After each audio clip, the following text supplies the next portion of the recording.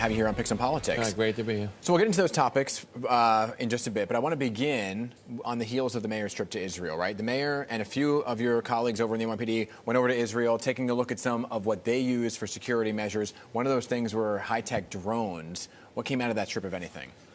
Well, they just got back, so we'll get a brief on that. But in terms of our mayor and technology, he's big into technology. In terms of trying to keep the city safe in innovative ways. We have been looking at drones in the last couple of months, and we're gonna incorporate it into our overall crime plan and keeping the community safe. It could be sharks on the beach. It could be the shoreline. It could be used for infrastructure, collapses. The fire department use them also, and then we're gonna build them out to maybe into crime. The cops use them, being trained. So it's a long process, but definitely another piece of technology we can use to make this city safer. So would sometimes, in this case, because New York City is what it is and traffic may be at a standstill and you're trying to get somewhere, would it be launch a drone, see if you can get there first, give you a bird's eye view of what any scene may be? Perfect, perfectly said. So let's take our shot spotter technology. Okay. Where gunshots go off, we're alerted to it's on block A. If we can get the drones there quicker, we can get the drones there quicker than a police car, and they could spot out what the situation is from overhead and give us a heads up as to what we're looking at, keep us safe, react quicker, and take a shooter off the street. So that's definitely one of the avenues we're looking at. So some might say, well, there's the fringe of personal space and whether or not there's a civil liberties issue here. Is there? This is a safety issue. We're doing everything we can to make this city safer. It is the safest big city. In comparison to other jurisdictions, no doubt about it. When you look at the city in terms of coming back, I mean, just walk through Times Square on a Saturday night. What do you see? 1,000 people, train ridership up. Just that continued effort to keep it safe. And we're aware of the civil liberties, if you will.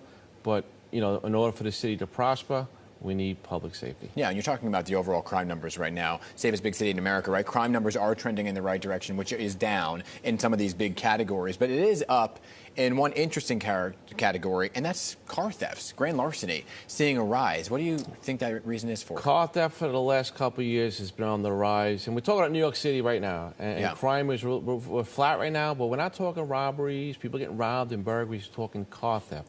Shooting violence down 25%. Remarkable.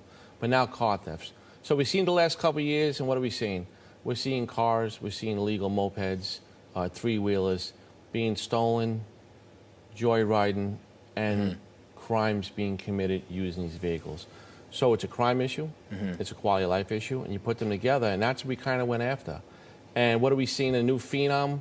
So what happened last July 22 of 22? The TikTok challenge. How to steal a Hyundai and a Kia. And it's real simple to do. I don't want to give any trade secrets here. Yeah, really. But we have just a substantial increase in those type of cars being stolen. And that's really adding to our 30% increase in grand larceny order this year. So what are you doing to stop that? So we're doing a lot of public service. Okay. We reached out to Kia and Hyundai. They've accepted the ability to now fix the defect.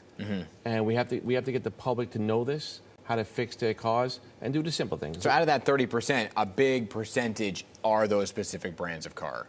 We know what it is, absolutely, and that's what's hurting us. And unfortunately, it's the TikTok audience is young. Yeah. So we have young, it's a bad combination here. Okay. You have young kids stealing cars, and that tends to be an issue. So that leads me to the next topic, right, which is the NYPD police pursuit. You testified to the city council about this. The city, the organization, did a report showing that cops gave chase 304 times in the first 3 months of this year, right, which is a 600% increase in police pursuits. Some might say it's dangerous. You're saying it's necessary. All pursuits are inherently dangerous. Yeah. But how are we defining pursuits? We have built an apprehension plan in this city which involves pursuits, but it involves pursuits from the air. It involves technology. It involves preemptive locations to go when a car is being followed. License plate readers. We could track a car without being behind it through our technology. So a lot of our pursuits, we've gotten very good at anticipating where the pursuit is going, because all of our patrol bureaus, we have 8 of them, they're on the same frequency listening. So what do you make of the criticisms about it? Look, the criticism, it is dangerous, and we do have, I'm not going to say we don't have accidents, but we do. But we try to mitigate them the best we can. We're doing a better job of shutting down bridges to keep the car in traffic. So I understand the criticism. It is dangerous, but We have some of the best cops in the city, and they do a good job. I want to squeeze in 2 more topics, and we're tight on time here. I want to pivot to school safety. School right around the corner. I can't believe the summer flew by. Some high-profile shootings outside of schools last year. What are you doing to keep parents concerned? Last year, no doubt about it, right around the springtime, we started taking some high-profile shootings. Our coordination with the school DOE is tremendous. Our communication is tremendous. Our commanding officers are talking to principals once a week, and we're trying to identify corridors and places where kids congregate after school. We're focusing on deployment in those areas. And since that rash of shootings in March, we ended off the year pretty well. Okay. Very well. It worked. So we're going to build off of that in 2023, 24, and it's all about constant communication, adjusting resources, and keeping the kids safe. And yesterday I was at the school safety division. We graduated 122 school safety cops, so that definitely is going to help also. So you have enough? We could always use more, yeah. But we'll take the graduation yesterday and add to our team. So you're taking some resources, moving them to specific areas outside of schools? Outside of schools, and there's congregation points. Kids go to McDonald's, Chipotle, they walk a certain corridor to the train. Transit's involved, the principals. So it's a system we built last year, and it's working pretty well. And last night, I want to talk about the migrants, right? We saw last week, the city said 3,000 asylum seekers arrived here in New York City. How is the NYPD involved in the process of this number and magnitude of people arriving? And have there been any incidents, because we're seeing protesters saying, not in my neighborhood, any incidents of crime involving asylum seekers? Well, as far as the asylum seekers go, it's our job as a police department. We took an oath. We're here to protect everybody. Okay, so I'll keep that real simple. As far as incidents, all New Yorkers have incidents. There are some everywhere, nothing egregious.